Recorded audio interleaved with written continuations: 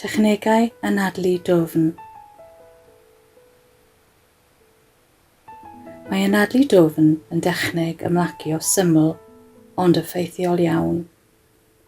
Mae'n ffordd cyflym a hawdd o ymlacio'r meddwl a'r corff.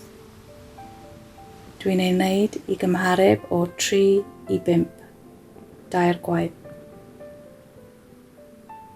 Wrth i ni anadlu air glân pur positif i fewn drwy'r trwyn, teimlwn ein abdomen yn codi wrth i'r ysgyfaint lenwi gyda air iach newydd hyfryd. Ac yna, gwthiwn allan cymaint o air negatif a gallwn, allan o'n ceg, tra bod yr abdomen yn symud yn ôl i lawr.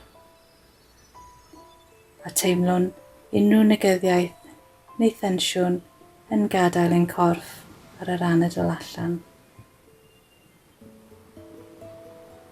Teimlwn unrhyw straen, unrhyw bryderon neu amheuon yn gadael ni wrth i ni ymlacio yn ddyfnach.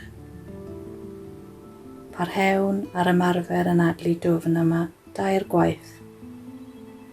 Neu, nes ein bod yn teimlo'n bod wedi ymlacio digon.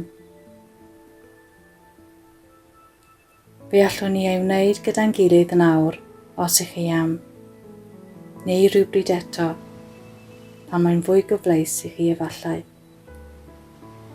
Fe allwch wneud hyn yn ddyddiol i gadw'ch meddwl a'ch corff mewn cytgord a chydbwysedd.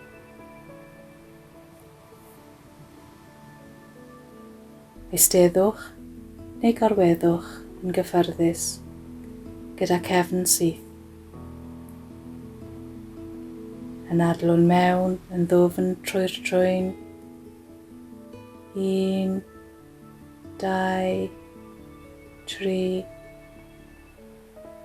Anadlwn allan trwy'r ceg. 1, 2, 3, 4, 5. Anadlwn mewn trwy'r trwyn. 1, 2, 3. Anadlwn allan trwy'r ceg. 1, 2, 3, 4, 5. Tro ola, anadlwn mewn trwy'r trwyn. 1, 2,